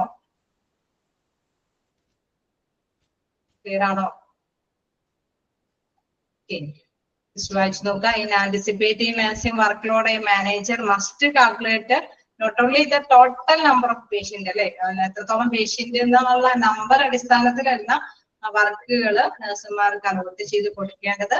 പിന്നെന്താ നോക്കേണ്ടത്, അതില് സെൽഫ് കെയർ ഉള്ളവര്, മിനിമം കെയർ ഉള്ളവര്, ഫുൾ കെയർ ഉള്ളവര് അല്ലെങ്കിൽ ഇന്റൻസീവ് കെയർ ഉള്ളവര്, അവരുടെ എണ്ണവും അവരെയൊക്കെ പരിചരിക്കുന്നതിന്റെ ആനുപാതികമായിട്ടുള്ള വശങ്ങളൊക്കെ മനസ്സിലാക്കിയിട്ടും വേണ്ടി മാത്രമാണ് നഴ്സുമാരെ അലോട്ട് ചെയ്ത് കൊടുക്കാനായിട്ട് പാടുള്ളൂ. ഓക്കെ,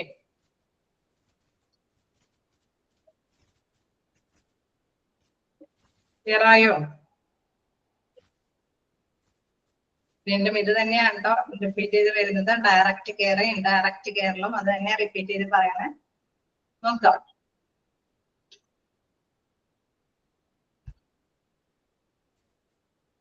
എങ്ങനെ എടുത്തു പോയി കഴിഞ്ഞാൽ ചിലപ്പോൾ പോർഷൻസ് ഒരുപാട് സ്പീഡിൽ മിസ് പോകുന്നു എന്നുള്ളൊരു ഇത് വരും. ഞാൻ സ്പീഡിലാണോ? സ്പീഡ് ഉണ്ടോ? ഇല്ല. നിങ്ങൾക്ക് ഡൗട്ടുകളെല്ലാം ക്ലിയർ ചെയ്ത് തന്നെ പോകുക കേട്ടോ. എന്തായാലും പക്ഷെ തേർഡും ഫോർത്തും മൊഡ്യൂൾ വരുമ്പോൾ നിങ്ങൾക്ക് അതായത് ഈ ടൈം എക്സാം കഴിയുമ്പോൾ ഇത്തിരി സ്പീഡിൽ പോകേണ്ടി വരും. കാരണം ഒരുപാട് ലെങ്തി ചാപ്റ്റേഴ്സ് ആണ്, ചെറിയ ചെറിയ ചാപ്റ്ററുകളാണ്. മിനിമം അതുകൊണ്ട് തന്നെ ഇപ്പൊ എന്താ പറയാ, മിനിമം സ്പീഡ് നിങ്ങൾ തന്നെ ക്യാച്ച് ചെയ്യാനായിട്ട് ശ്രമിക്കുക. അല്ലെങ്കിൽ പിന്നെ ഒന്നിച്ച് നിങ്ങൾക്ക് സ്പീഡ് വരുമ്പോൾ ചിലപ്പോൾ താങ്ങാൻ പറ്റിയെന്ന് വരില്ല. നിശ്ചിത സ്പീഡ് നിങ്ങൾ ക്യാച്ച് ചെയ്തുകൊണ്ടിരിക്കുക. ഒരുപാട് സ്പീഡിൽ പോകണമെങ്കിൽ എന്തായാലും ചെയ്യണം കേട്ടോ. സ്പീഡ് കുറയ്ക്കുന്ന മിസ്സിനോട് പറഞ്ഞാൽ കുഴപ്പമില്ല, ഞങ്ങൾ അത് ആക്സെപ്റ്റ് ചെയ്യണം. എവിടെയെങ്കിലും ഡൗട്ടുകൾ ഉണ്ടെങ്കിൽ ചോദിക്കുക കേട്ടോ. ഏതെങ്കിലും ഭാഗത്ത് ഡൗട്ടുകൾ ഉണ്ടെങ്കിൽ ചോദിക്കുക.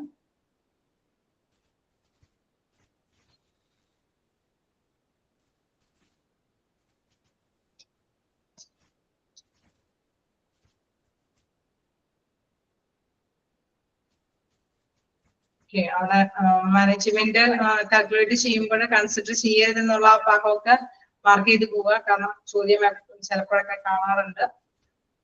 അവിടെ കാറ്റഗറി അല്ലെ, നമുക്കറിയാം എന്താണ് അതിൽ പ്രധാനമായിട്ട് ഡിഫറെന്റ് ഫ്രം കാറ്റഗറി ടു അനത്തർ അല്ലെ. ഓരോ കാറ്റഗറിയിലുള്ള പേഷ്യന്റ് മറ്റൊരു കാറ്റഗറിയിലുള്ള പേഷ്യന്റ് ആയിട്ട് വ്യത്യസ്തമാണ്. അവര് ഫുൾ കെയർ ഉള്ള അവരായിരിക്കും ചിലർ, അതായത് സെൽഫ് കെയർ അല്ലെ, അവരവന്റെ കാര്യങ്ങളൊക്കെ ചെയ്യാനായിട്ട് പറ്റുന്ന വ്യക്തികളൊക്കെ ആയിരിക്കും.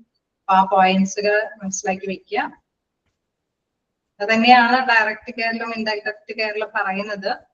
ഇങ്ങോട്ട് എടുക്കട്ടെ എന്നോ?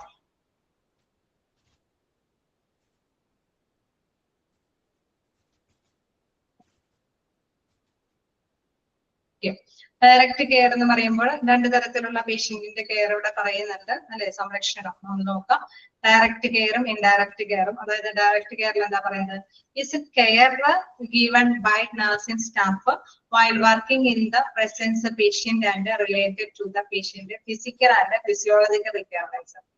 അപ്പൊ നമുക്കറിയാം ചിലപ്പോൾ അല്ലെ അവരുടെ ഒരു പ്രത്യേകത എന്താണെന്ന് വെച്ച് കഴിഞ്ഞാൽ ശാരീരികമായിട്ട് ചിലപ്പോ അവർക്ക് ചില കാര്യങ്ങളുണ്ടോ അല്ലെ നമുക്ക് ചെയ്തു കൊടുക്കേണ്ടതായിട്ട് വരും. അവര് ഇപ്പൊ ഒരു ആക്സിഡന്റ് ഒക്കെ പറ്റിയ കേസുകളാണ്, അല്ലെങ്കിൽ എന്താണ് ഒരു സ്ട്രോക്ക് ഒക്കെ വന്ന പേഷ്യന്റ് ആണ്. അപ്പൊ അവർക്കൊക്കെ സെൽഫായിട്ട് കാര്യങ്ങൾ ചെയ്യാനായിട്ട് സാധിക്കുമോ?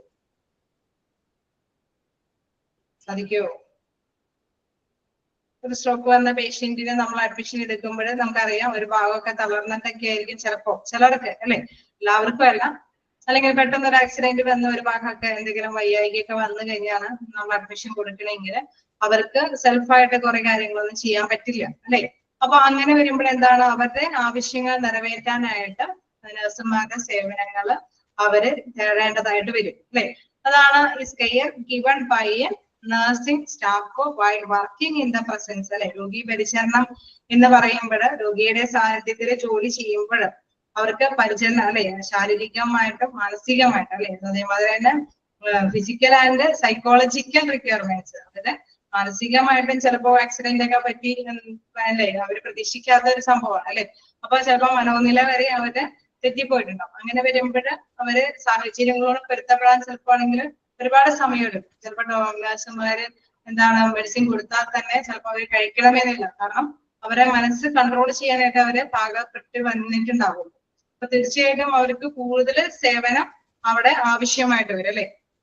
അപ്പൊ അങ്ങനെയുള്ളവർക്ക് ഡയറക്റ്റ് കെയർ കൂടുതൽ സമയം ചെലവഴിച്ച് കൊടുക്കേണ്ടതായിട്ട് വരും. അതാണ് പറയുന്നത് is care given by nursing staff while working in the presence പേഷ്യന്റിന്റെ സാന്നിധ്യത്തിൽ തന്നെ അവർക്ക് ഒരുപാട് സമയമെടുത്ത് ശാരീരികമായിട്ടും മാനസികമായിട്ടുള്ള ആവശ്യകതകളൊക്കെ നിറവേറ്റേണ്ടതായിട്ട് വരും. Direct care consists of feeding, treatment, mobility, and meditation. And the more dependent the patient is on the nurse to conduct related activity, the more hours of nursing care is required for the patient. അപ്പൊ എന്താണ് ഇവിടെ പ്രധാനമായിട്ട് പറയുന്നത്? ഒരുപാട് സമയമെടുത്ത് പേഷ്യന്റിനെ എന്താണ് ശുശ്രൂഷിക്കേണ്ട ഒരു ഘട്ടം എന്താണ് ഡയറക്റ്റ് കെയറിലുള്ള പേഷ്യന്റിന്റെ അടുത്ത് ആവശ്യമായിട്ട് വരും. കാരണം എന്തുകൊണ്ട് അവർക്കൊന്നും ചിലപ്പോൾ സെൽഫായിട്ട് ഭക്ഷണം കഴിക്കാനായിട്ട് പറ്റിയെന്ന് വരില്ല അല്ലെ. അപ്പൊ ഫീഡിങ് ഒക്കെ അവർക്ക് ഭക്ഷണമൊക്കെ ചിലപ്പോൾ ആണെങ്കിൽ റൈസ് ട്യൂബിലൂടെ ഒക്കെ ഭക്ഷണം കൊടുക്കേണ്ടതായിട്ട് വരും. മെഡിസിൻ ആണെങ്കിലും എല്ലാം തന്നെ അല്ലെ, രോഗിയുടെ മെഡിസിൻ ഒക്കെ കൊടുക്കുന്നതാണെങ്കിലും ചിലപ്പോൾ എന്താണ് ഡയറക്റ്റ് ആയിട്ടൊന്നും അവർക്ക് കഴിക്കാനായിട്ടൊന്നും പറ്റിയെന്ന് വരില്ല. എല്ലാ കാര്യങ്ങളും ഇൻ കേസ് അവരെ ശാരീരികമായിട്ടുള്ള എല്ലാ പ്രവർത്തനങ്ങളും അല്ലെ, ഡേ ടു ഡേ വർക്കുകളും കാര്യങ്ങളൊക്കെ ആണെങ്കിലും അവർ കാര്യങ്ങളൊക്കെ ഡിപ്പെൻഡ് ആയിട്ട് ചെയ്യേണ്ടതായിട്ടൊക്കെ വരും. ചിലപ്പോഴൊക്കെ അവർക്ക് തിരിഞ്ഞ് കിടക്കണമെങ്കിലും അല്ലെ ഒരു സപ്പോർട്ടീവ് ആയിട്ടുള്ള ആവശ്യം വേണ്ടി വരും. അപ്പൊ അങ്ങനെ വരുമ്പോഴെന്താണ് കൂടുതലായിട്ടുള്ള ആക്ടിവിറ്റി ഇവർക്ക് കൊടുക്കേണ്ടതായിട്ട് വരും അല്ലെ. അതാണ് പറയുന്നത് more depend the patient is on the nurse to conduct related activity. അതുമായി ബന്ധപ്പെട്ട് ആ പ്രവർത്തനങ്ങളൊക്കെ ചെയ്യാൻ വേണ്ടിയിട്ട് നഴ്സുമാർക്ക് കൂടുതലായിട്ടുള്ള സ്പെൻഡ് അല്ലെ സമയം ചെലവഴിക്കേണ്ടതായിട്ട് വരും. The more hours of nursing care is required for that patients. അവർ ആക്ടിവിറ്റിയിലെല്ലാം തന്നെ അവർ ഇൻവോൾവ് ആവേണ്ടി വരുന്നത് കൊണ്ട് തന്നെ അവർക്ക് കൂടുതൽ സമയം ചെലവഴിക്കേണ്ടതായിട്ട് വരും. ഡയറക്റ്റ് കെയർ പേഴ്സൺസിന്റെ അടുത്ത് കൂടുതൽ കെയർ നിങ്ങൾക്ക് മനസ്സിലാക്കിയെടുക്കാൻ സാധിക്കും. കാരണം ഇങ്ങനെയുള്ള ഒരു ആവശ്യത ഘട്ടങ്ങളിലാണ് അവര് അഡ്മിഷൻ എടുത്തിരിക്കുന്നത് അല്ലെ.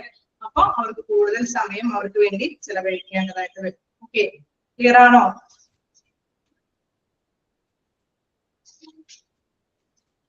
ഓക്കെ, നമുക്ക് അതിന്റെ നേരെ ഓപ്പോസിറ്റ് ആണ് ഇൻഡയറക്റ്റ് കെയറിൽ വരുന്നത് അല്ലെ. പരോക്ഷമായിട്ടുള്ള പരിചരണം എന്ന് പറയുമ്പോൾ are those venture undertaking on the patient behalf but removed from his presence. അവരുടെ പ്രസൻസ് ഒന്നും ഇല്ലെങ്കിൽ തന്നെ അവർക്ക് അല്ലെ അവരുടേതായിട്ടുള്ള കാര്യങ്ങളൊക്കെ ചെയ്യാനായിട്ട് നഴ്സുമാരുടെ സാന്നിധ്യം വേണമെന്നൊന്നും നിർബന്ധമില്ല അല്ലെ.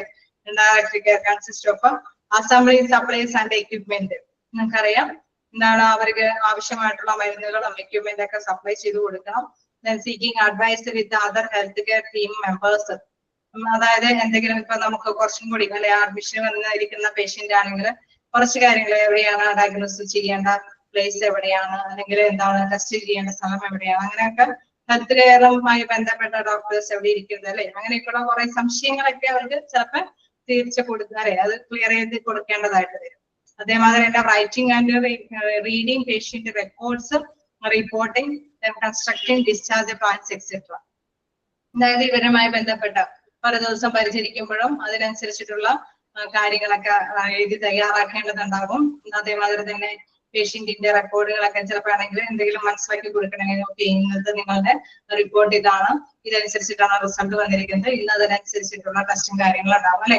അപ്പൊ പേഷ്യന്റിന് അറിയേണ്ട കുറച്ച് കാര്യങ്ങളെല്ലാം പറഞ്ഞ് മനസ്സിലാക്കി കൊടുക്കണം, അല്ലെങ്കിൽ ഡയറക്റ്റ് ചെയ്ത് കൊടുക്കണം, അല്ലെങ്കിൽ എഴുതി തയ്യാറാക്കി കൊടുക്കണം. അങ്ങനെയുള്ള മാറ്റേഴ്സ് മാത്രമാണ് ഇൻഡയറക്റ്റ് കെയറിൽ വരുന്നത്. അല്ലാതെ പേഷ്യന്റിന് സ്വന്തമായിട്ട് കാര്യങ്ങളൊക്കെ ചെയ്യാൻ പറ്റുന്നത് കൊണ്ട് ഇവരുടെ സാന്നിധ്യം ഒരുപാട് സമയം ഇവർക്ക് വേണ്ടി സ്പെൻഡ് ചെയ്യേണ്ടതായിട്ട് വരികയില്ല. അതേമാതിരി തന്നെ റിപ്പോർട്ടിംഗ്, കൺസ്ട്രക്ടിങ് ഡിസ്ചാർജ് പ്ലാനുകൾ. ഇൻ കേസ് പേഷ്യന്റിന്റെ അഡ്മിഷൻ കഴിഞ്ഞ് അവരെ ഡിസ്ചാർജ് ചെയ്യാൻ പോവുകയാണെങ്കിൽ അതുമായി ബന്ധപ്പെട്ട ഡീറ്റെയിൽസ് ഒക്കെ കറക്റ്റ് ചെയ്ത് കൊടുക്കുക, റിപ്പോർട്ടുകളൊക്കെ എഴുതി തയ്യാറാക്കി കൊടുക്കുക. ഇത്തരത്തിലുള്ള പ്രവർത്തനങ്ങളാണ് അവിടെ നഴ്സിന് ഡ്യൂട്ടി ആയിട്ട് വരുന്നത്. ഓക്കെ, ക്ലിയർ അല്ലേ? ഇൻഡയറക്റ്റ് കെയർ ഇതുമായിട്ട് ബന്ധപ്പെട്ട ഒരുപാട് ക്വസ്റ്റ്യൻസ് മിക്കപ്പോഴും കാണാറുണ്ട് കേട്ടോ. ഫീഡിങ്ങും അല്ലെ അങ്ങനത്തെ മെഡിറ്റേഷൻ ഒക്കെ ഡയറക്റ്റ് കെയറിൽ പെടുന്നതാണോ ഇൻഡയറക്റ്റ് കെയറിൽ പെടുന്നതാണോ എന്നൊക്കെ നമുക്ക് ജസ്റ്റ് മനസ്സിലാക്കി എടുത്താൽ മതി. ഡയറക്റ്റ് കെയർ എന്ന് പറഞ്ഞു കഴിഞ്ഞാൽ പേഷ്യന്റിന് സ്വമേധയെ ചെയ്യാനായിട്ട് പറ്റുന്നില്ല. അപ്പൊ അവിടെ എപ്പോഴും നഴ്സിന്റെ സപ്പോർട്ട് ആവശ്യമാണ്. ഡയറക്റ്റ് കെയർ എന്ന് പറഞ്ഞു കഴിഞ്ഞാൽ ഒരുപാട് സമയം ഇവർക്ക് വേണ്ടി ചെലവഴിക്കേണ്ടതല്ല. ഇപ്പൊ ഇന്ന മെഡിസിൻ കഴിക്കണം, ഇന്നോടത്ത് പോയി ടെസ്റ്റ് ചെയ്യണം, ഇന്ന റിപ്പോർട്ട് കൊണ്ടുപോയി അവിടെ കൊണ്ടുപോയി സബ്മിറ്റ് ചെയ്യണം, അങ്ങനെയൊക്കെ കുറച്ച് ഇൻസ്ട്രക്ഷൻസ് ഒക്കെ കൊടുക്കണം അല്ലെ. എവിടേക്ക് പോകണം, ഓപ്പറേഷൻ തിയേറ്ററിലേക്കാണെങ്കിൽ അവിടെ ഇന്ന സമയത്ത് പോകണം, നിങ്ങൾ റെഡി ആയിരിക്കണം, അങ്ങനെയൊക്കെയുള്ള ഇൻസ്ട്രക്ഷൻസ് പറഞ്ഞു തരേണ്ട ആവശ്യകതയുള്ളൂ അല്ലെ. അവർക്ക് എപ്പോഴും കെയർ കൊടുക്കണം അല്ലെ. കാലത്ത് മുതലേ വൈകുന്നേരം വരെ ഒരുപാട് സമയം അവരോടൊപ്പം ചെലവഴിക്കണമെന്നില്ല. അതാണ് പ്രത്യേകത. ഓക്കെ, വായിച്ചു നോക്കാം.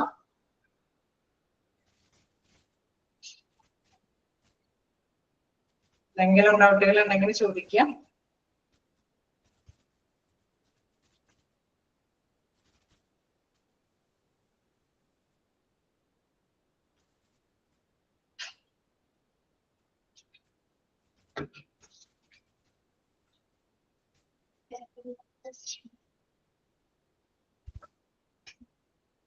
ക്ലിയർ ആണോ? എന്തെങ്കിലും ഭാഗം ഡൗട്ടുകൾ ഉണ്ടോ?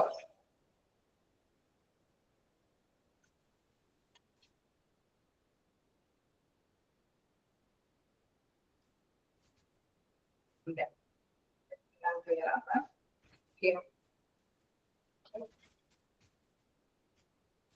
അപ്പൊ നമുക്ക് നെക്സ്റ്റ് ക്ലാസ്സിൽ കാണാം. Thank you.